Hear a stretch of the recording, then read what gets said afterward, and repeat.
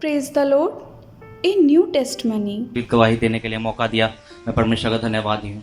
मेरा जन्म एक नामधारी एक मसीही परिवार में हुआ, लेकिन जब तक मैंने होश संभाला तब तक मेरे माता पिता इस संगति में आ चुके थे, क्योंकि मेरी माँ बिल्कुल मौत शैया पर थी। उस समय इस संगति के एक सेवक ने वहां पर आकर प्रार्थना की और मेरी माँ चंगी हो गई। तो हम इस संगति के साथ जुड़ गए और धीरे धीरे जैसे जैसे हम इस संगति में बढ़ते गए और स्थिर होते गए, तो मैं तो परमेश्वर का धन्यवाद करता हूँ कि परमेश्वर ने मेरे माता पिता का भय मुझे दिया, संडे स्कूल जाने के लिए मदद की, चर्च जाने के लिए मदद की। लेकिन फिर भी मेरा जो हृदय था वो दुनिया में लगा रहता था। और दूसरी तरफ मेरी छोटी बहन थी जो कि आत्मा में बढ़ती गई और यहाँ तक कि सन 2000 में वो सेवा में चले गई। और सन 2002 में, जो कि मेरी गवाही है, मेरे 2002 में मेरी शादी हुई और मेरी शादी भी एक विश्वासी परिवार में हुई। और जब 2003 में मेरे घर में खुशी आने वाली थी, वो खुशी मेरे हाथों में आने से पहले ही वो परमेश्वर के पास पहुंच गई। मेरे मन में बड़े प्रश्न हुए कि मेरी बहन सेवा में है, हम सब विश्वासी है, ये हमारे साथ क्यों हुआ। लेकिन फिर भी मैंने किसी न किसी तरीके से, क्योंकि परमेश्वर के सेवकों ने आकर अपने वचन के द्वारा, अपने अनुभवों के द्वारा मुझे दिल में तसल्ली दी और किसी न किसी तरीके से हम आगे बढ़ते गए। मैं आप सबको बताना चाहता हूं, चाहे मैं इस संगति में जुड़ा हुआ था अपने माता पिता के, मैं जहां तक मैं सोचता हूं, बचपन से मुझे अच्छी तरह से याद है कि संडे मीटिंग में पापा मुझे जबरदस्ती लेके जाते थे और मैं अपने पिताजी से डर से जाता था कि मेरा सच बताओ, मेरा जो मन था वो हमेशा उस समय कार्टून में या फिर संडे को जो क्रिकेट मैच है उसमें लगा रहता था। लेकिन मैं सिर्फ अपने पिताजी के डर की वजह से जाता था।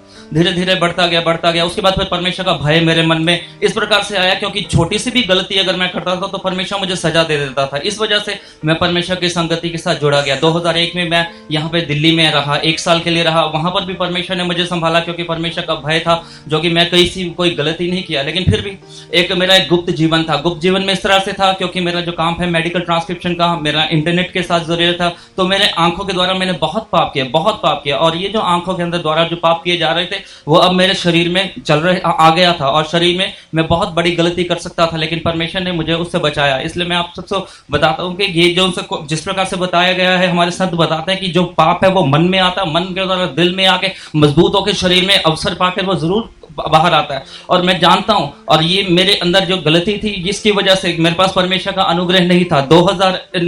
सन 1999 में मेरी बहन ने सेवा में जाना था, लेकिन उसके लिए मैं एक बहुत बड़ा रोड़ा बना और मैंने उसको उस साल नाने नहीं दिया और उसके दिल को बहुत ठेस पहुंचाई। और वो अगले साल लेकिन परमेश्वर ने अनुग्रह दिया सारे परिवार को और 2000 में वो सेवा में चले गई। इस समय वो परमेश्वर के पास है। उसने अपनी सेवा परमेश्वर में ही समाप्त की। परमेश्वर मेरे से छोटी थी, 1.5 साल छोटी थी, परमेश्वर के पास पहुंच गई है। लेकिन जब तक वो जीवित थी, मैं एक पवित्र जीवन, चाहे मैं बाहरी रूप से मैं ट्रांसलेशन करता था, मैं संडे स्कूल में पढ़ाता था, लेकिन मेरा जो गुप्त जीवन था, मैं जानता हूं कि वो परमेश्वर के सामने प्रसन्न योग्य नहीं था।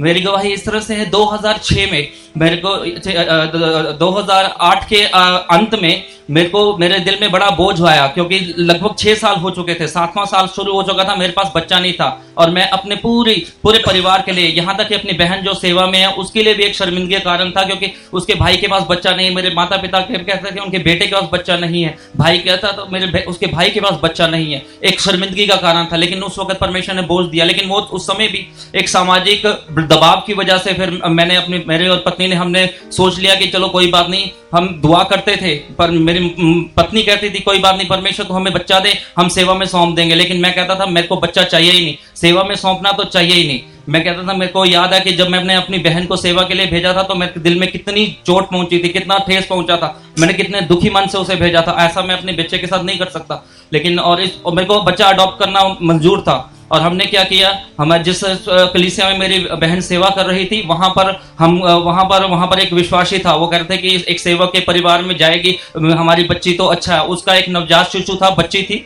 वो अपना बच्चा हमें गोद देने के लिए तैयार हो गए और हम गए उस कलीसिया में। लेकिन वहां के पास्टर, जो कि मुझे बचपन से अच्छी तरह से जानते थे, उन्होंने मुझसे कहा, सैमसन तू 1 साल वेट कर ले, बस 1 साल वेट कर ले। मैंने मन में सोचा कोई बात नहीं, अगर इतने साल तो वेट किया, इस साल भी होना तो कुछ नहीं है। मैं सिर्फ क्योंकि मैं उनको आदर देता था, इसलिए मैंने उनकी बात मान ली, होना कुछ नहीं, अगले साल कर लेंगे अडॉप्ट। लेकिन दिल में दुख था, क्योंकि ऐसे आसानी से बच्चा मिलना बहुत मुश्किल था।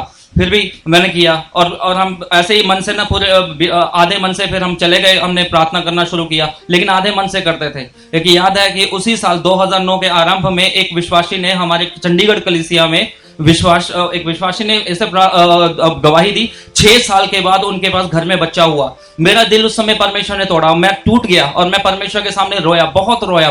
परमेश्वर मेरे को क्यों नहीं दे रहा, मेरे को क्यों नहीं दे रहा। मैं आत्मा में तो मैं चाहता था कि मेरा बच्चा चाहिए, मैं अडॉप्ट नहीं करना चाहता था। और मुझे उस समय में हमारे जो चंडीगढ़ कलीसिया में मदर थे, उनकी बात याद आई। उन्होंने कहा, सैमसन तू सिर्फ 4 बजे उठ के अपने घुटनों पे खड़ा हो, अपने दोनों हाथों को उठा के परमेश्वर की तारीफ करो और परमेश्वर से कहा, परमेश्वर तेरे लिए कोई भी काम कठिन नहीं है, परमेश्वर तेरे लिए कोई भी काम कठिन नहीं। सिर्फ ऐसे कह के, सिर्फ यही एक लाइन दोहरा के तू परमेश्वर की तारीफ कर। मुझे याद आया कि मेरी बहन सुबह 4 बजे उठ के दुआ करती थी और मेरे पिताजी हमेशा मुझे डांटते थे और कहते थे, देख वो सुबह 4 बजे उठ के दुआ करती है, तू नहीं करता। और मेरे को अपनी बहन पे बड़ा गुस्सा आता था। मैं कहता था कि ये सुबह 4 बजे उठती है, इस वजह से मुझे डांट पड़ती है। लेकिन परमेश्वर ने मुझे उस समय बहुत अनुग्रह दिया, क्योंकि मेरा दिल टूट चुका था। परमेश्वर ने कृपा दी। और मैं आपको सच बताता हूं, उस महीने, जिस महीने मैंने आरंभ किया अपने घुटनों पर खड़े होकर अपने दोनों हाथों को उठा के, हे परमेश्वर तेरे लिए कोई भी काम कठिन नहीं, तेरे लिए कोई भी काम कठिन नहीं, तेरे लिए कोई भी काम कठिन नहीं, उसी महीने मेरी वाइफ को कंसेप्शन हुई। And in the same year 2009 दिसंबर 24 दिसंबर को परमेश्वर ने मुझे मेरी बेटी दी, जो इस समय इस पंडाल